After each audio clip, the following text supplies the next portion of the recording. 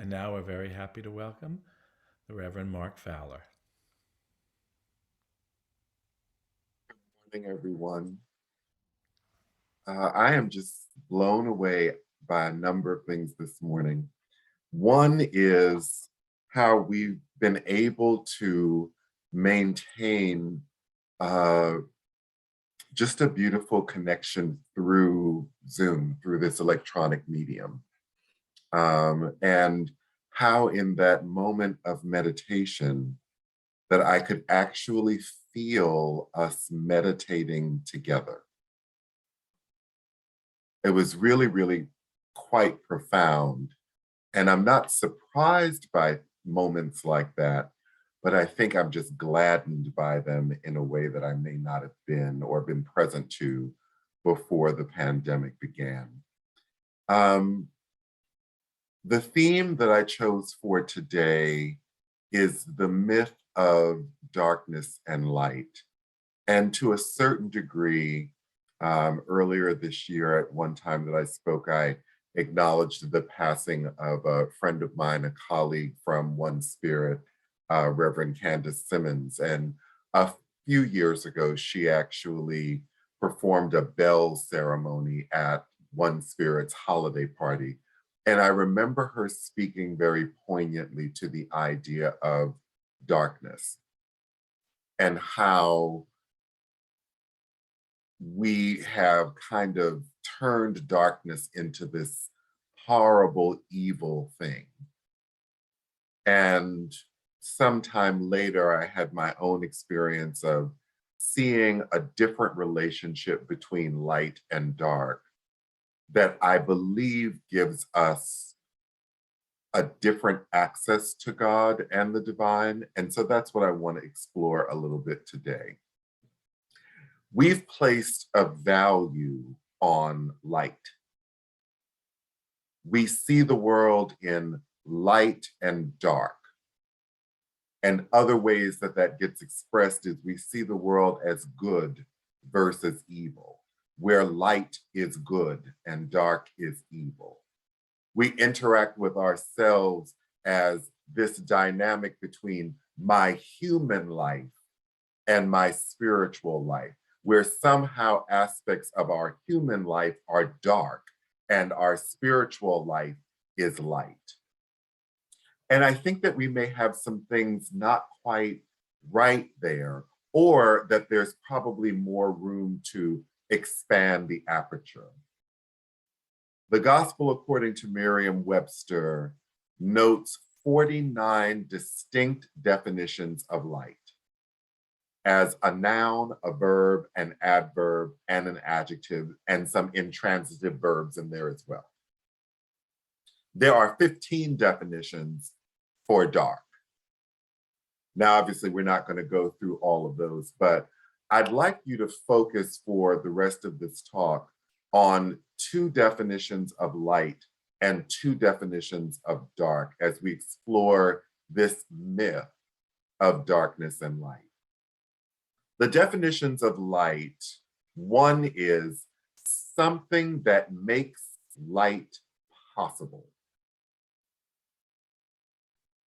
Something that makes light possible is one of the definitions of light.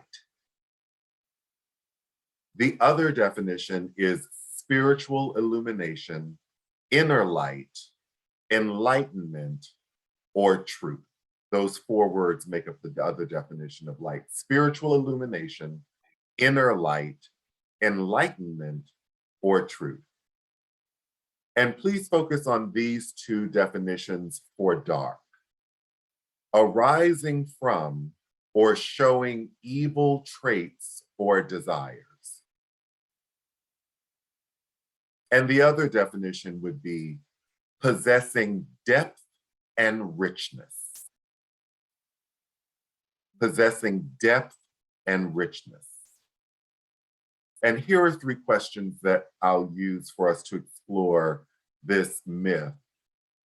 The first question is, what is your relationship with your light and dark? Pull it in. What is your relationship with your light and dark? The second question is there freedom in darkness and in light? Is there freedom in darkness and in light? And the last question, will you let light use you? Will you let light use you? The first myth is that light is better than dark. That light is better than dark. And light and dark, interestingly enough, are mentioned in the first two lines of the Christian Bible. And it goes like this. In the beginning, God created the heavens and the earth. The earth was without form and void, and darkness was over the face of the deep. And the Spirit of God was hovering over the face of the waters. And God said, let there be light, and there was light. And God saw that the light was good, and God separated the light from the darkness. God called the light day, and the darkness he called night.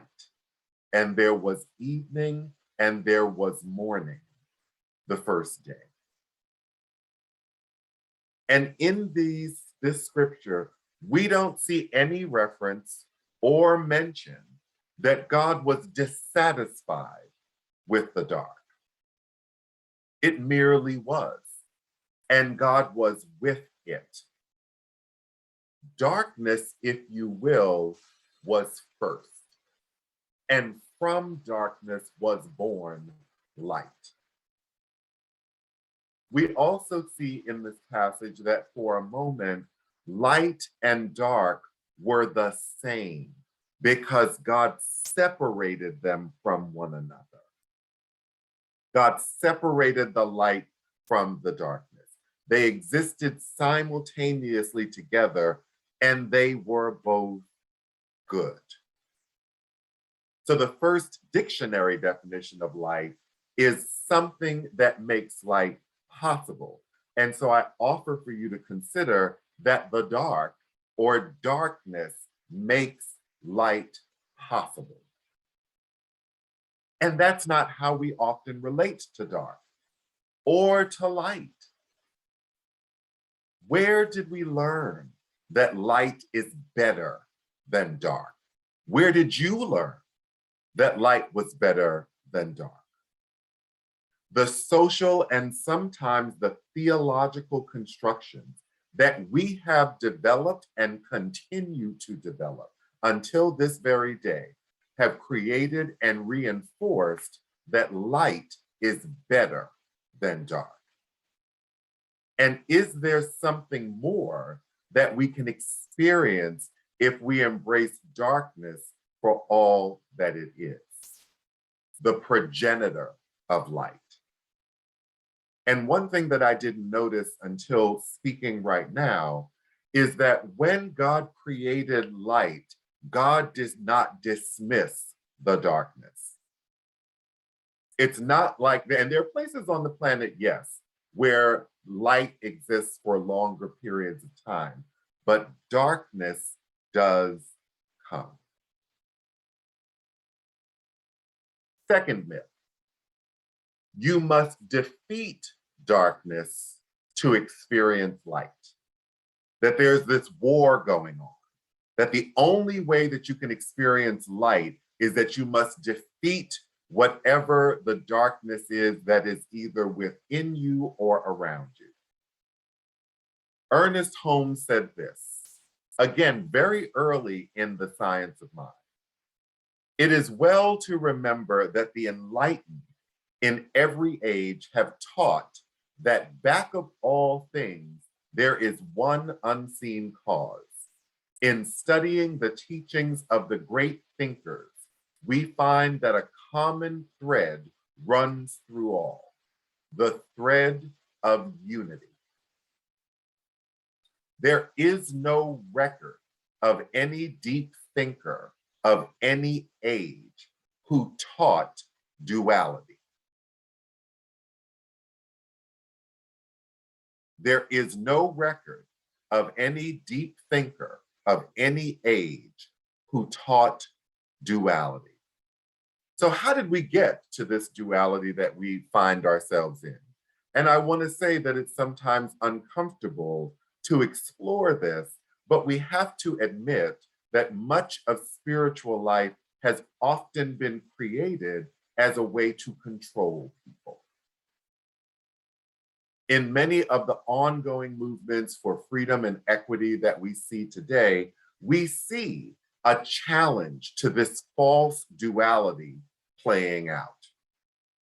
And personally, we spend a great deal of time and energy leaning into direct connection to spirit to relieve this idea of light and dark being opposed to one another.